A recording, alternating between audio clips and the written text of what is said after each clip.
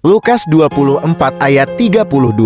Bukankah hati kita berkobar-kobar ketika Ia berbicara dengan kita di tengah jalan dan ketika Ia menerangkan kitab suci kepada kita, ketika kitab suci dibukakan bagi Anda dan hal-hal mengenai Yesus disingkapkan, hati Anda akan berkobar dan membara di dalam diri Anda seperti yang terjadi pada dua murid di jalan menuju Emmaus. Jangan lupa apa yang Yesus lakukan saat mendengar keyakinan mereka yang salah dan pembicaraan tentang kekalahan.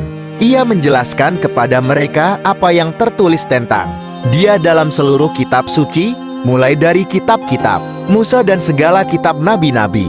Lukas 24 ayat 27. Dengan kata lain, dimulai dengan 5 kitab pertama Musa, Kejadian, Keluaran, Imamat, Bilangan, dan Ulangan, yang secara kolektif dikenal sebagai Taurat. Yesus menguraikan semua hal tentang dirinya. Kemudian Ia terus menyatakan dirinya dalam kitab-kitab para nabi, seperti Samuel, Raja-Raja, Yesaya, dan Yeremia. Pada hari pertama kebangkitannya, Yesus menetapkan sebuah presede bagi kita tentang bagaimana kita seharusnya membaca dan mempelajari Alkitab saat ini. Dia tidak ingin kita mendekati firman untuk mencari tahu apa yang perlu kita lakukan dan pergi begitu saja dengan sekumpulan hukum. Sama sekali tidak.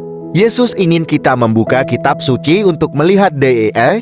Lihatlah Dia dalam segala hal dari Kejadian sampai Wahyu. Semakin Anda melihat Dia, semakin Anda akan terbebas dari segala bentuk keasyikan diri dan diubahkan dari kemuliaan kepada kemuliaan. Saya mendorong Anda untuk membuka Alkitab dan melihat Yesus dalam gambaran dan bayangan di Perjanjian Lama. Setiap pengorbanan, setiap perayaan, dan bahkan kemah pertemuan dan imam-imam menunjuk kepada Yesus dalam Perjanjian Baru.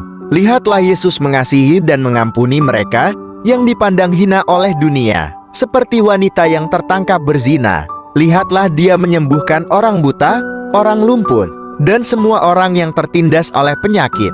Lihatlah Yesus melipat gandakan persediaan bagi mereka yang berkekurangan. Saya berjanji kepada Anda bahwa hati Anda akan berkobar, tubuh Anda akan diperbarui, dan pikiran Anda akan dipenuhi dengan shalom-Nya kedamaian, sukacita, dan kesehatan. Saya berjanji kepada Anda bahwa dosa, kecanduan, kebiasaan buruk, ketakutan, rasa bersalah, kecemasan, depresi, dan kutukan akan hilang dari hidup Anda. Ketika Anda diserap dan disibukkan dengan pribadi Yesus, semua itu tidak dapat hidup berdampingan dalam hidup Anda. Amin.